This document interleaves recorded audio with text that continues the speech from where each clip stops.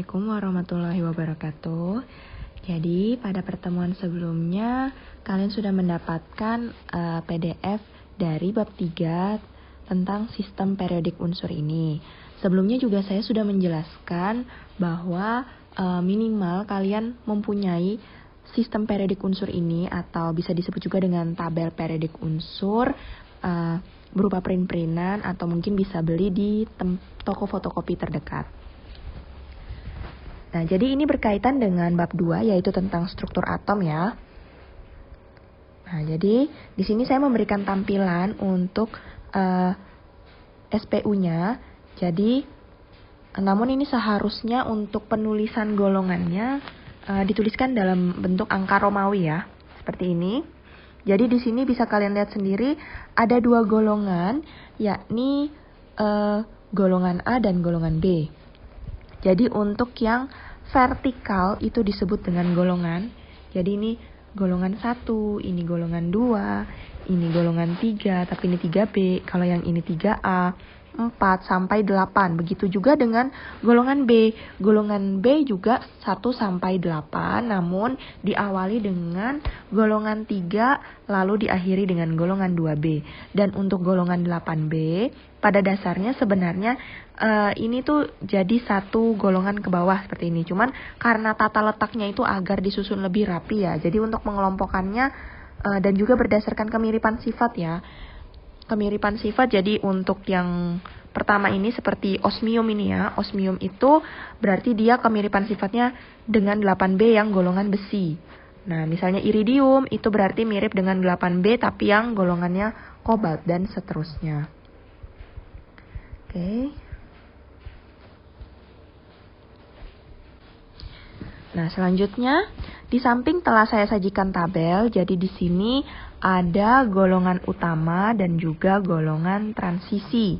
Golongan utama yakni golongan A 1 sampai 8, di sini ada beberapa sebutannya, yaitu misalnya 1A itu disebut golongan alkali, golongan 2A disebut dengan alkali tanah.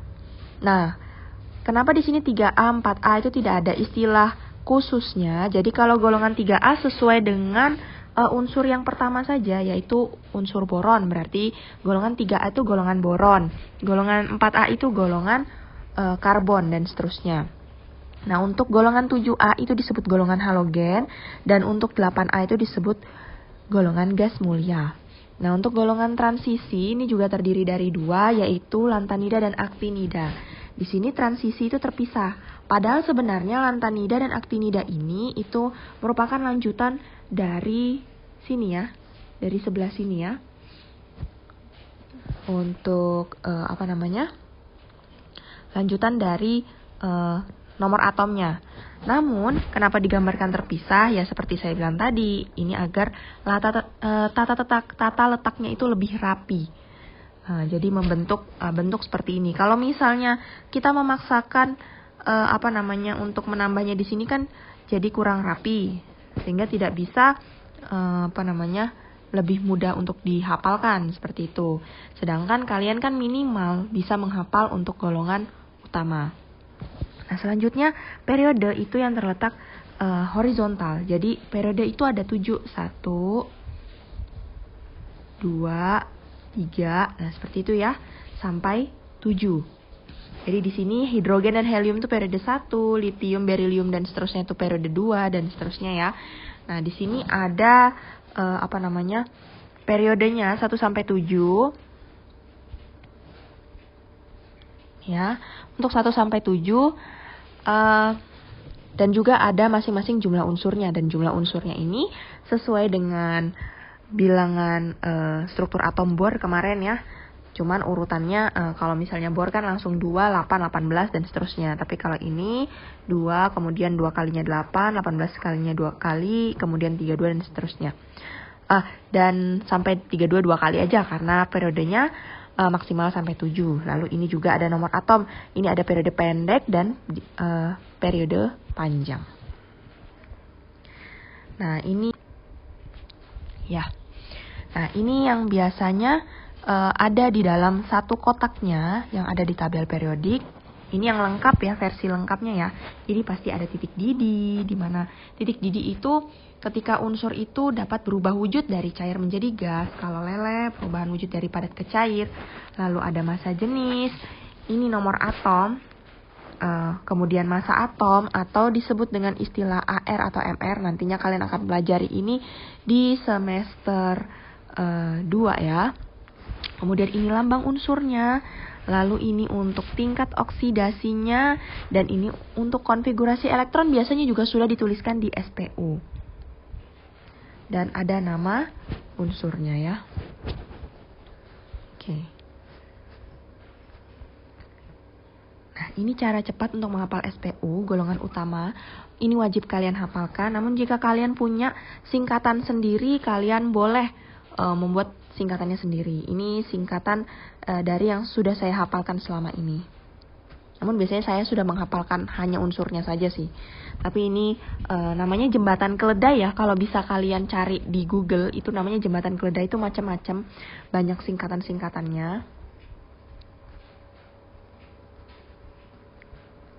Nah, penentuan letak unsur. Nah, ini jadi kalian sudah belajar sebelumnya di konfigurasi elektron. Untuk menentukan letak unsurnya, jadi kita harus bisa tahu dari nomor atom saja, bisa tahu letak golongan dan periodenya. Maka kita bisa tahu ada di mana, ada mungkin di sini, mungkin di sini, mungkin di sini, di golongan 2A atau golongan 3, atau di periode berapa. Nah, ini seperti di sini juga saya tuliskan ada elektron valensinya ya. Elektron valensi, di mana kalau dia valensinya S1, S2, maka dia golongan utamanya adalah 1A, 2A, sesuai dengan jumlah elektron valensinya. Ini kan 1, ini 2, ini 2 tambah 1, berarti 3, maka dia 3A. Seperti itu. Ini maksudnya bagaimana sih? Misalnya, kemarin kan kalian sudah belajar, misalnya nomor atomnya itu adalah 11. 11, maka penulisan untuk konfigurasi elektronnya adalah 10Ne, kemudian 3S1 kan ya, untuk mencapai angka 11. Nah, S1, N di sini itu yang dimaksudkan adalah angka di depan sini loh. Kemudian ini S1. Nah, ini yang terakhir kan S1. Kalau dia terakhirnya mungkin 3S2, 3P1, maka kita pakai yang ini, berarti dia 3A. Tapi karena ini 3S1, maka dia pasti yang nomor atomnya 11 itu golongannya adalah 1A. Seperti itu ya. Nah, kalau untuk golongan transisi, golongan B, maka dia ada orbital D. Orbital D-nya. Kalau orbitalnya S sama P itu golongan A. Kalau orbital D itu untuk golongan B.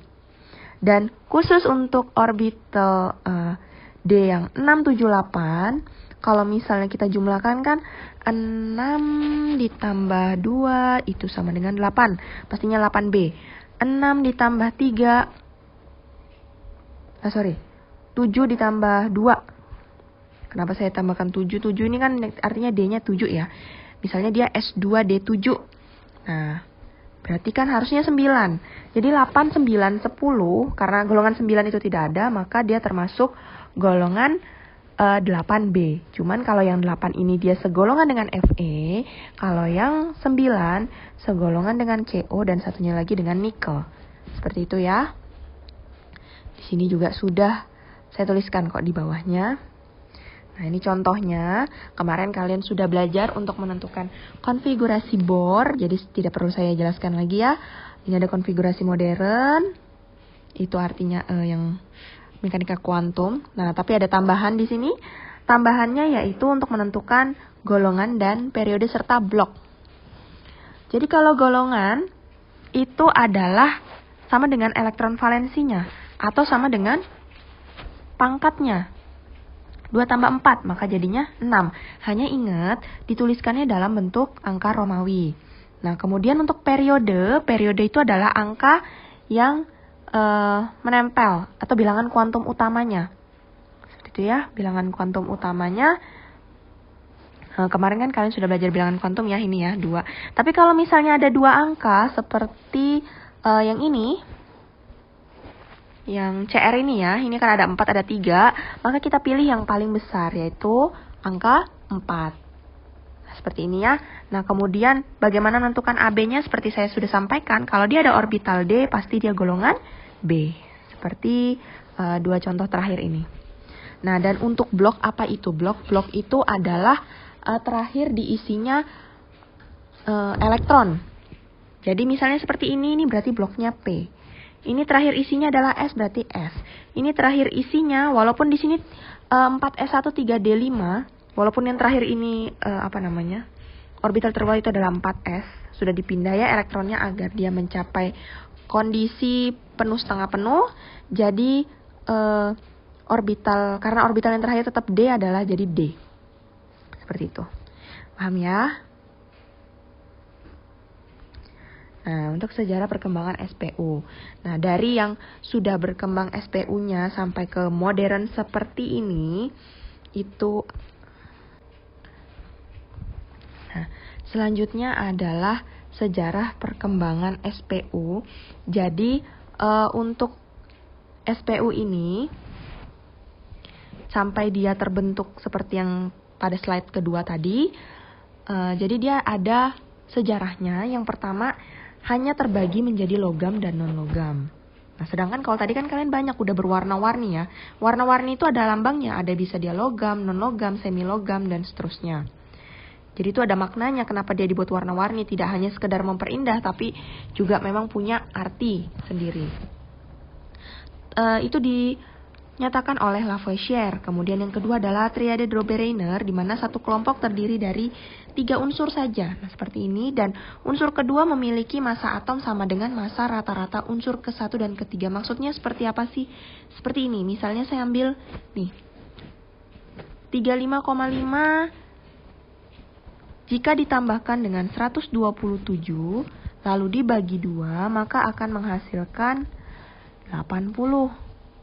Jadi untuk massa atom yang kedua itu merupakan rata-rata dari massa unsur ke-1 dan massa unsur ke-3. Seperti itu.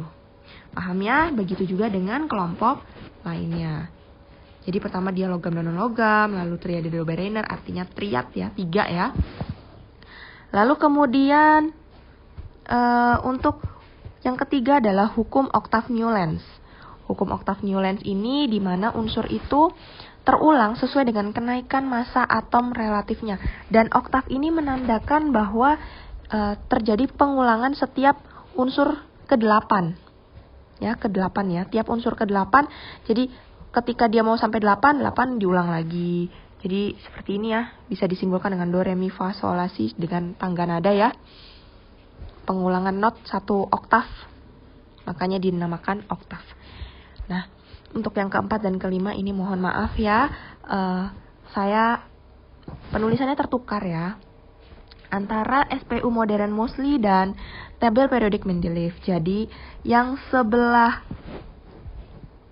kiri atau yang terlebih dahulu itu adalah tabel periodik Mendeleev, lalu yang terakhir itu adalah SPU modern Moseley yang dinyatakan oleh Henry J. Moseley. Bisa kalian mungkin membaca di modul atau mungkin di sumber-sumber banyak ya, di sumber di internet untuk penemu-penemunya dari setiap SPU ini. Nah, kalau untuk Mendeleev sendiri itu dia dari berdasarkan massa atom relatifnya. Nah, seperti ini ya. Ini sudah hampir sempurna. Cuman untuk nomor atom besar Mendeleev ini itu kurang bisa untuk nomor-nomor atom yang besar gitu ya. Jadi dia banyak yang kosong-kosong nih seperti ini. Nah, sedangkan kalau yang modern Moseley itu sudah sangat sempurna dan disusun berdasarkan nomor atom. Makanya sudah 1, 2, 3, 4, 5, 6 dan seterusnya. Sudah urut ya. Kalau Henry J. Moseley. Ya, saya lanjutkan. Nah, sifat keperiodikan unsur. Sifat-sifat ini ada 4, yakni jari-jari atom. Nah, jari-jari seperti kalian pahami di matematika ya, itu letaknya jarak inti dari dalam ya ke kulit paling luar. Jadi artinya di sini intinya itu anggap saja adalah Li-nya ini ya. Libe ini inti sampai jadi titik ini sampai dia ke kulit paling luar, itu adalah jari-jari. Ya kalau lurusnya berarti dia diameter. Nah, di sini kita bisa untuk memprediksi jari-jari atomnya berdasarkan letaknya. Nah, kalau misalnya dalam satu periode, bisa kalian lihat di SPU ya. Di sini dalam satu periode dia menggunakan litium, berilium, dan B dari kiri ke kanan itu semakin kecil jari-jarinya. Jadi semakin kecil. Demikian sebab ini sudah saya jelaskan nih, muatan intinya bertambah. Daya tarik inti dengan elektron valensi juga semakin kuat. Makanya dia jari-jarinya akan semakin kecil. Muatan inti bertambah itu dimaksudkan karena jumlah elektronnya bertambah juga. Nah, makanya kan ini awalnya dia punya nomor atom 3 nih. Nah, kemudian ini punya nomor atom 4. Konfigurasinya seperti ini ya. Jadi dia 2 lalu 2. Kalau ini 2 lalu 1. Kalau ini 2 lalu 3. Nah, semakin bertambahnya jumlah elektron pada kulit terluar atau bertambah jumlah elektron aja, itu sudah menambah muatan inti. Nah, kemudian karena elektron yang paling luar itu semakin banyak, jadi daya tariknya juga semakin kuat. Nah, untuk dari atas ke bawah atau dalam satu golongan, itu kebalikannya. Kalau dari dalam golongan nih bisa dilihat sendiri, nih jumlah kulitnya semakin bertambah. Ini ya. Litium, natrium, kalium, kita bisa lihat sendiri karena kulitnya bertambah, jadi jari-jarinya pun juga semakin besar walaupun diiringi dengan penambahan elektron yang semakin banyak. Tapi karena pengaruh kulit yang lebih dominan, jari-jarinya makanya semakin bertambah. Oke, jadi nanti kalau ditanyakan jangan, Bu saya nggak punya datanya. Nah, tapi kan kalian punya tabel periodik nih, seperti ini. Misalnya Li disuruh bandingkan dengan kalium. Siapakah yang jari-jarinya lebih besar? Tadi kan sudah diperoleh dari atas ke bawah, jari-jarinya akan semakin besar. Sehingga pastinya kalium yang punya jari-jari makin besar. Bu, bagaimana? Saya kan nggak hafal ini. Nanti kalau di soal, misalnya pertemuannya kalau daring kan saya yakin pasti kalian buka SPU kan. Tapi kalau misalnya offline, saya tidak izinkan kalian untuk membuka SPU. Tapi pasti akan saya sajikan data. Misalnya saya kasih nomor atomnya 19. Nah, dari 19 ini kalian bisa nentukan dia letaknya di mana. Di golongan berapa, di periode berapa, seperti itu. Dan Li juga pasti saya kasih tahu juga nomor atomnya. Sehingga kalian ya memang sebenarnya sewajibnya adalah dapat menghafal ya. Jadi biar tahu posisinya di mana. Seperti itu ya. Ya, saya lanjutkan. Untuk sifat yang kedua yaitu energi ionisasi, yaitu energi yang dibutuhkan untuk melepaskan satu elektron yang terikat paling lemah dalam keadaan gas. Jadi misalnya, nih kita bisa lihat dari yang Li aja deh. Nih Li kan punya satu yang terluar nih. Jadi gimana caranya, bukan gimana caranya ya, lebih ke energi yang digunakan untuk melepaskan satu ini, itu disebut energi ionisasi. Nah, Na ini juga gitu, energi yang dibutuhkan untuk melepaskan satu elektron terluar. Tapi kalau elektronnya lebih dari satu yang di luar gimana? Ya berarti ya salah satu aja. Karena energi ionisasi itu dikhususkan untuk satu elektron. Dan ingat dalam keadaan gasnya. Nah, dari ke kanan, energi ionisasinya akan semakin besar. Mengapa demikian? Tadi kan sudah dikatakan dari kiri ke kanan itu untuk jari-jari dia semakin kecil. Karena muatan inti bertambah, daya tariknya pun juga akan semakin kuat karena makin banyaknya jumlah elektron. Nah, sedangkan kalau SPU ini, daya tarik intinya juga semakin kuat dari kiri ke kanan ya, sehingga atom makin sulit melepaskan elektron. Kalau dia makin sulit melepaskan, berarti kan kita butuh energi yang lebih besar lagi untuk melepaskan elektron yang berada pada posisi kulit terluar. Seperti itu ya. Nah, dari atas ke bawah dia semakin kecil, tuh kebalikannya ya. Tidak perlu saya jelaskan. Nah, ini seperti ini. Nah, ini di sini kenapa saya tandai? Ini ada penyimpangan ya. Besar energi ionisasi dengan golongan 2A dengan 3A dan 5A dengan 6A. Dibandingkan, silakan dibandingkan. Maksudnya seperti apa? Jadi saya minta kalian untuk menganalisis. Nah, Harusnya kan tadi dari kiri ke kanan semakin besar ya. 520 ke 900 kan tambah besar. 900 ke 801 kok malah makin kecil. Padahal kan dari kiri ke kanan makin besar harusnya ya. Lalu 1086 kan naik ya. Naik lagi, turun lagi jadi 1314. Nah, kenapa kok gitu? Kenapa kok golongan 2A ke golongan 3A itu selalu menurun? 5A ke 6A juga selalu menurun. Harusnya kan dari kiri ke kanan semakin meningkat. Padahal kalau dari atas ke bawah itu selalu semakin kecil. Seperti itu ya.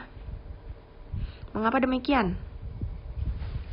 Nah, hal ini dikarenakan dari konfigurasinya. Misalnya golongan 2A di sini itu adalah berilium ya. Berilium punya nomor atom 4. Dengan saya bandingkan dengan boron yang punya nomor atom 5. Nah, ini kalau dibikin konfigurasi ya.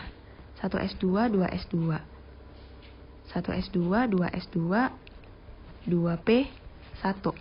Ini konfigurasi elektron valensinya untuk Be, sedangkan ini untuk si boron. Nah, dengan adanya 2s ini kan menandakan konfigurasinya penuh. Artinya dia stabil dibandingkan yang dia sudah ada yang penuh tapi ada satu yang mengganggu, yaitu 2p1 itu. Makanya energi ionisasi untuk golongan 2A itu lebih stabil. Nah, bagaimana kalau misalnya 5A dengan 6A? Misalnya saya bandingin kalau 5A itu fosfor ya.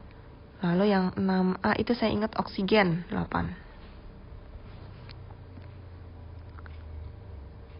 Nah, jangan yang sejajar ya, S saja ya, S16 ya, sulfur ya. Kemudian ini 10Ne. Lalu 3s2, 3. Nah, kalau yang 15p ini ya. Ini sepertinya saya hapus dulu ya.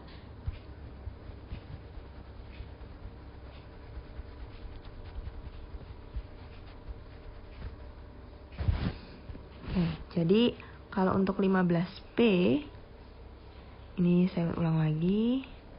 Penulisannya kan seperti ini ya. 3p3 ya. 3p3. Sedangkan kalau misalnya sulfur 16 ya, dia 10Ne, 3s2, 3p4. Nah, p itu kan maksimal 6 ya.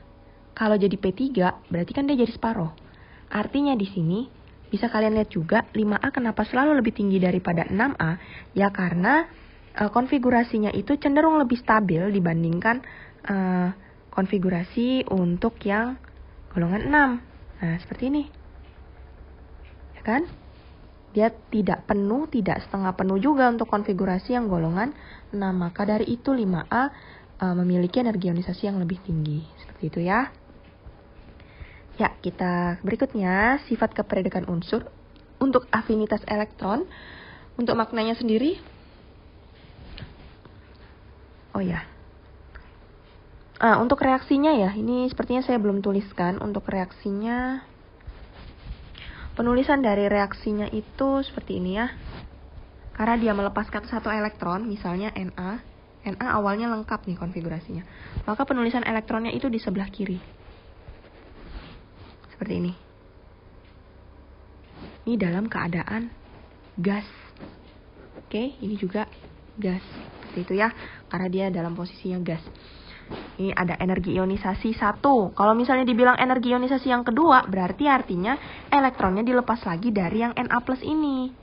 Na+, jadi Na2+, plus elektron. Ini energi ionisasi kedua, dan seterusnya. Intinya, energi ionisasi itu hanya berlaku untuk melepaskan satu buah elektron saja. Tapi kalau mau diteruskan, ya silahkan.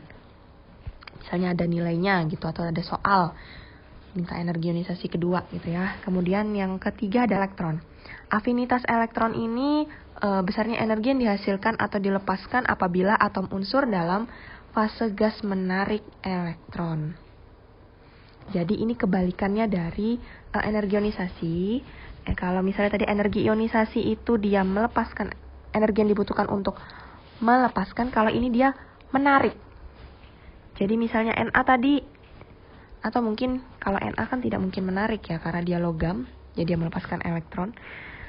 Kok Na lagi? Cl ya. Misalnya Cl ditambahkan dengan elektron, dia menarik satu elektron menjadi Cl min.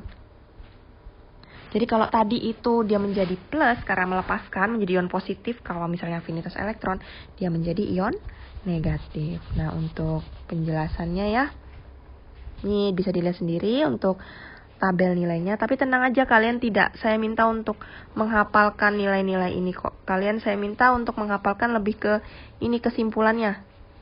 Dia apakah dari kiri ke kanan semakin kecil atau mungkin semakin besar, dan juga alasan-alasannya ya. Nah, mana tadi? Ini ya. Oke, jadi semakin besar dari kiri ke kanan, hal ini dikarenakan gaya tarik inti semakin kuat, sehingga atom semakin mudah untuk menangkap elektron. Seperti pengertiannya afinitas kan dia tujuannya untuk menangkap. Kalau misalnya semakin kecil, berarti dia semakin sulit menangkap elektron, karena gaya tariknya juga semakin lemah. Tadi gaya tarik itu disebabkan berdasarkan elektron yang ada di kulit terluar ya, apakah dia semakin banyak atau semakin sedikit. Atau mungkin bisa jari-jarinya juga, berdasarkan jari-jari. Oke, dan yang terakhir, sifat keperdekaan unsur yaitu keelektronegatifan. Masih ada berikutnya ya. Kemarin untuk sifat utamanya itu ada 4 sih. Untuk sifat keperdekaan unsurnya itu ada 4. Tapi di sini memang saya jelaskan lebih banyak karena takutnya nanti di tingkat yang lebih lanjut kalian ada istilah-istilah yang mungkin kalian belum paham. Jadi saya jelaskan sekarang secara umum aja. Untuk elektronegatifan, kecenderungan atom dalam menarik pasangan elektron yang digunakan bersama dalam membentuk ikatan. Ini sama-sama menarik ya dengan afinitas elektron. Bedanya nilainya. Kalau misalnya afinitas elektron tuh lebih ke energi, nilai energinya. Bisa dilihat nilainya, bahkan ada yang negatif ya. Kalau ke elektronegatifan, itu lebih cenderung ke nilainya itu kayak apa ya? Seperti nilai range gitu. Misalnya kayak 0 sampai 5. Kalau 0 itu kurang bagus, kalau 0 itu kurang bagus, kalau 1 itu mungkin bagus, seperti itu. Cukup, baru nomor 2 cukup, misalnya gitu. Sangat cukup, cukup sekali, sangat baik. Seperti itu ya. Jadi dia nih ada range nilainya nih. Tapi ini tidak ada yang misalnya 0 sampai 1 itu sangat elektronegatif, tidak seperti itu. Pokoknya intinya semakin besar nilainya nilai keelektronegatifan, maka keelektronegatifannya juga atomnya itu cenderung lebih mudah untuk menangkap elektron. Nah, seperti ini kan yang paling besar nih golongan 7, yaitu ini posisinya si F ya. Jadi F ini punya keelektronegatifan yang sangat besar dibandingkan yang lainnya. Nah, hal ini dikarenakan dari gaya tarik inti juga. Oke. Ya, berikutnya logam dan non-logam. Jadi kalau sebelah kiri dia semakin dari kiri ke kanan ya. Dari kiri ke kanan itu non-logamnya bertambah. Artinya yang sebelah kanan ini cenderung non-logam. Yang sebelah kiri cenderung logam. Kecuali hidrogen, ini pengecualian. Kenapa hidrogen letaknya di situ? Ya karena dia punya nomor atom 1. Karena ditemukan konfigurasi elektronnya 1. Makanya dia karena SPU itu disusun berdasarkan nomor atom. Jadi letaknya di situ. Walaupun sifatnya berbeda. Ya. Ini sudah ada juga berdasarkan pewarnaannya, ini disebut metaloid. Semilogam artinya, dia bisa logam, bisa juga non-logam. Tergantung dari dengan siapa dia bereaksi. Atau dengan siapa dia berinteraksi. Itu ya. Kalau ini ya, dari atas ke bawah, logamnya justru yang bertambah. Oke, untuk cepat tepat, sudah kalian jawab ya untuk di komentar Google Classroom. Ya, terima kasih, selamat belajar. Selamat pagi. Assalamualaikum warahmatullahi wabarakatuh.